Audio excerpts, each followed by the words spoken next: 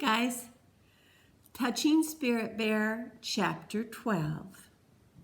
The Spirit Bear approached Cole with a slow, lazy stride, its head held low. Cole clenched his fist. Maybe he could hold up his arm. Maybe he had energy for one last swing. 10 feet away, the bear paused where Cole's spit had hit the grass. It lowered its head and sniffed. Still eyeing Cole, the Spirit Bear casually licked up the spit, raised its head, eyes mild and curious, then turned and sauntered away. Cole felt a sudden rush of tears and emotion. Death would be okay if it came fast. Existence ending in one last violent moment of defiance. Cole could understand that kind of death, but here he lay exposed, alone, ignored, his life leaking from his body like water from some rusty bucket. Even a bear considered him insignificant, licking up his spit as casually as if it were dew.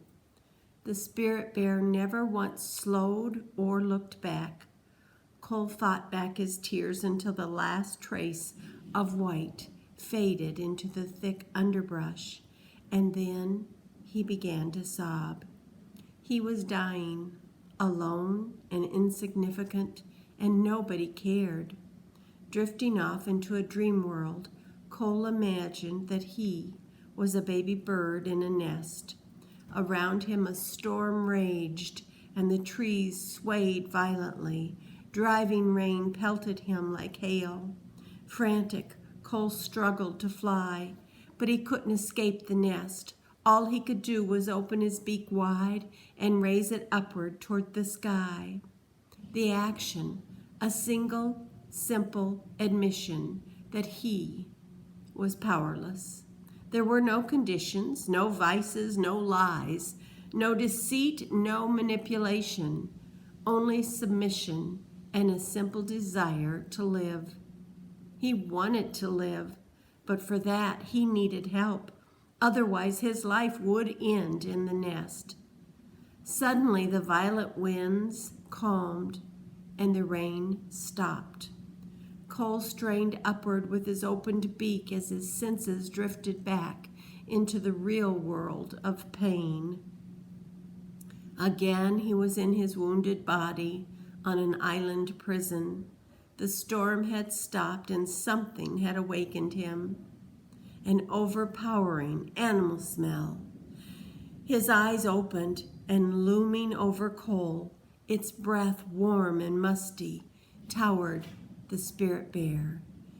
Inches away, its legs rose like pillars beside Cole's arms, and mist glistened on its white hair. The world stopped. For Cole there was no wind, no cold, no time, no pain, no sound. There existed only one object, the Spirit Bear. Its shiny black eyes held eternity. Its intense gaze penetrated, never wavering. Surprisingly, Cole did not feel the terror he had once known. Maybe the Spirit Bear had come to kill him. Maybe it was only curious. Whatever the reason, Cole gazed calmly back up at the bear. He knew he would fight to the last moment to live. Any animal would do that. Even worms coiled back and forth to escape capture and death. But Cole also knew that if he died, his time had arrived. It would be like the baby birds, or like the worms, or the mouse. It was his turn. Cole's eyes watered, and he blinked. This was the end, then.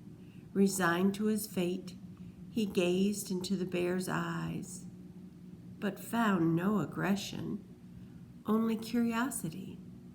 It was as if the bear were waiting. But waiting for what?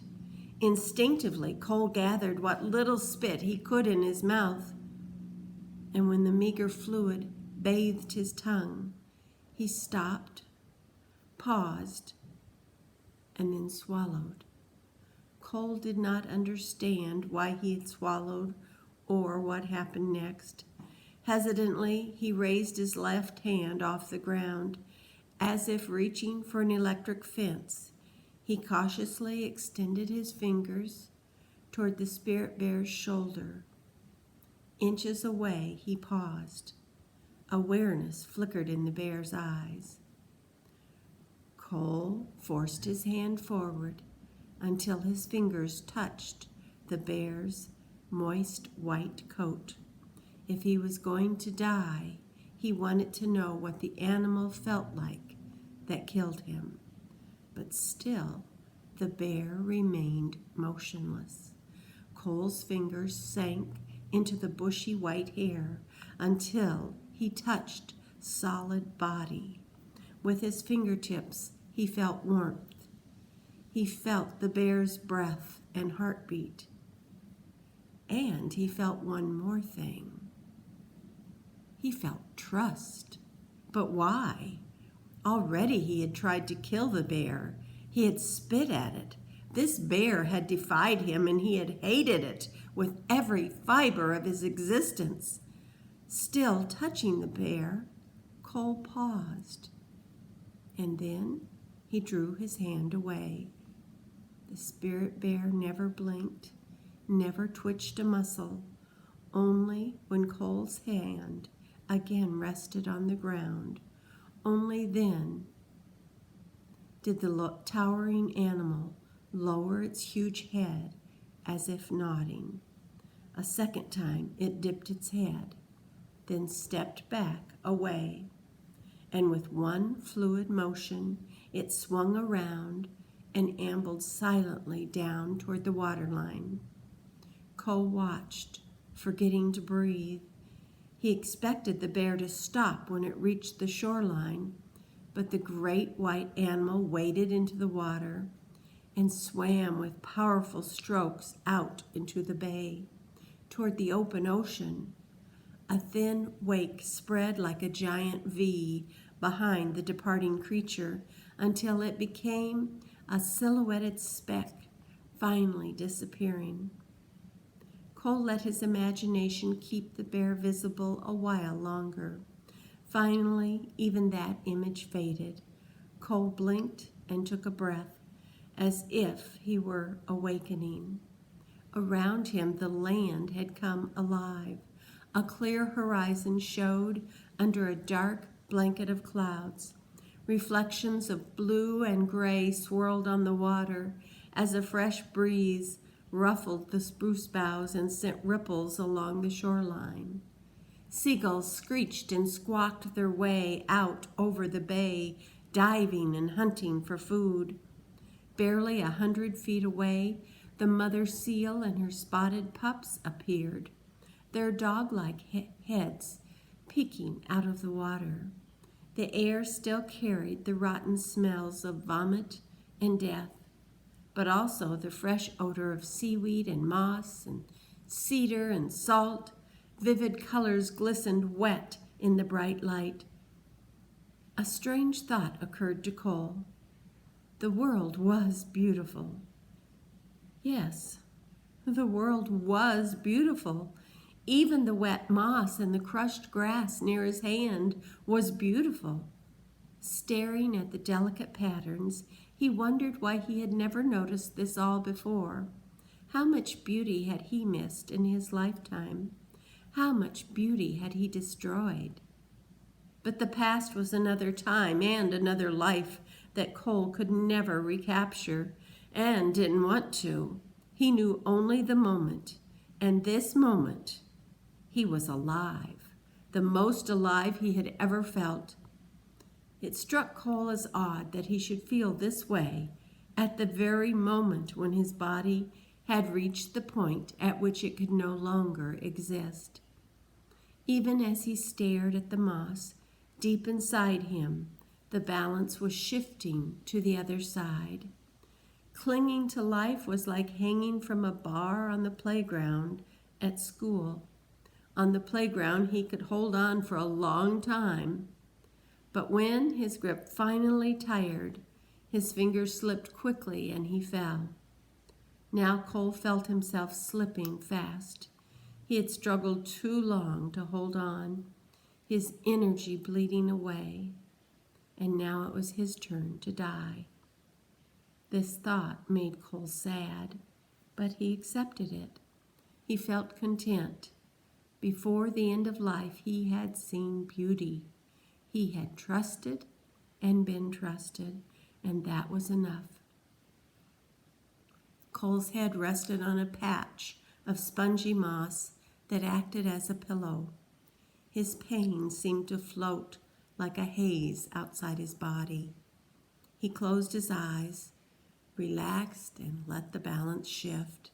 And as it shifted, Cole felt himself floating upward into a cloud. Gradually, a buzzing sound gathered in his head, growing louder and louder. The sound bothered Cole. He wanted quiet now. Abruptly, the buzzing stopped, and squawking seagulls surrounded his body. He could hear them arguing over him. This was what it felt like to die. He hadn't imagined it being so noisy. The seagulls began pecking at his arms and legs. Cole could not open his eyes, but he jerked his arm. Why couldn't the seagulls leave him alone? Why couldn't they wait just a little longer until he had died? Did they have to pick the meat off his bones while he was still breathing? But instead of stopping, the pecking grew worse, and now the gulls were pulling at his legs and shoulders with giant beaks trying to lift him. Bizarre sensations bombarded Cole as his body was dragged and bumped across the rocks. Sharp pain stabbed through his wounds.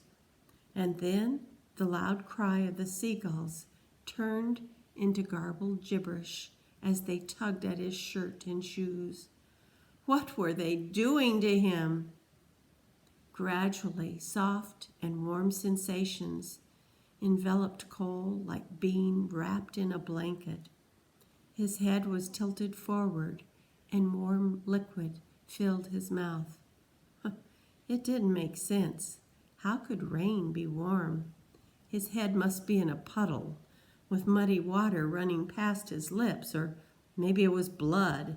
He spit out the liquid and felt it warm on his neck. He didn't want to drown in blood or muddy water, but again warm liquid flowed past his lips, and Cole gave in. It didn't matter anymore how he died. He could drown, freeze, or be pecked apart by seagulls.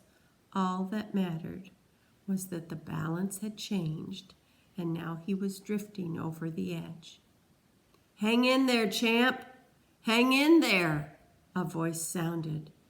The buzzing sounded again, louder, deafening like a swarm of giant bees preparing to attack. And then the world tilted and bounced.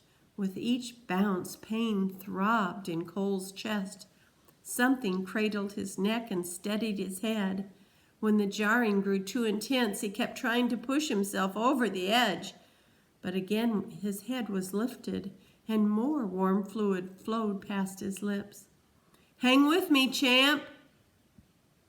Cole spit out another mouthful. The sweet fluid was keeping his pain alive, allowing all the bouncing and the noise to continue. But nothing could stop it from leaking past his teeth and swollen, parched tongue. The warm fluid flowed down into his throat and brought back the cold. Chills racked his body in uncontrollable spasms. He moaned. When would this horrible nightmare ever end? And then, suddenly, he awoke. His eyes opened, and nothing made sense. Gone were the bay and the fallen tree. A dark and restless sky still moved overhead, but where was the hard ground, the wet, the mud, the dead birds? A thick blanket held both of his arms in close to his chest. The blanket was brown and not the colorful Atau. Where was the Atau? Cole's vision was blurred, but he understood that he was lying in the bottom of a shallow aluminum skiff. Kneeling on one knee, steering, was Edwin, the Tlingit elder who had helped bring him out to the island. Instead of his normal, detached, faraway look, Edwin's eyebrows furrowed with concern. Cole blinked hard to focus. His head rested on someone's lap, and then he recognized Garvey, leaning over him, his face haggard with worry. "We'll be home soon," Garvey shouted above the roar of the engine. Too weak to answer, Cole let his eyes close again. He struggled to recall what had happened, but couldn't. Garvey shouted something to Edwin, and the engine revved louder.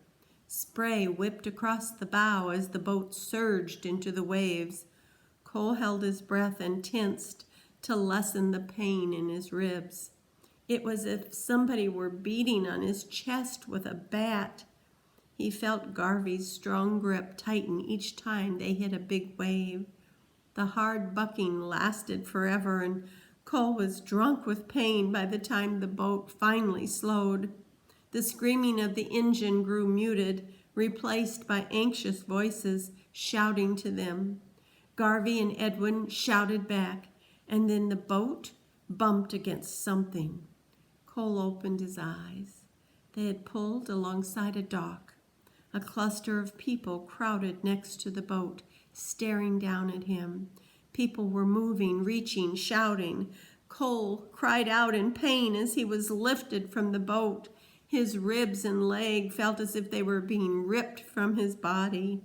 Someone slipped and Cole's leg scraped against the edge of the dock. He heard himself cry out. More footsteps pounded and voices shouted. The dock swayed and Cole grabbed blindly at the air to stop the world from moving. He couldn't take any more of this torture. It had become violent. The commotion continued, tilting dangerously back and forth. Cole felt himself lifted onto a stretcher and carried up the dock to a waiting van.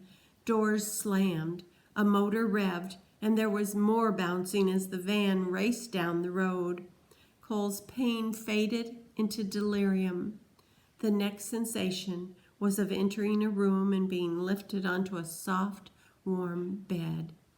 Careful hands dried him and worked his pants off. He dreamed that the spirit bear was ripping at his leg, but instead of a growl, a woman's soft voice said, "Easy, easy, you'll be okay. Just relax." Cole's uncontrollable shivers were replaced by hot sweating as a towel patted his forehead.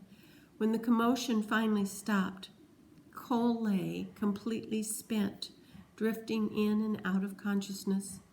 He felt a warm blanket being tucked in around his neck, and he opened his eyes. Where was the Atau? Seeing Cole's eyes open, Edwin and Garvey stepped forward, one on each side of his bed. Edwin studied Cole. "Sure busted yourself up," he said plainly. Garvey nodded agreement. "Lightning knocked down the big tree. The branches must have hit you." Cole tried to speak, but no words came to his throat. A short, round-faced Tlingit woman crowded in beside the bed. "His wounds aren't from any tree," she said, pulling back the blanket. "Look." Edwin glanced down at the bloody red gashes, surrounded by puffy ashen skin, and whistled low.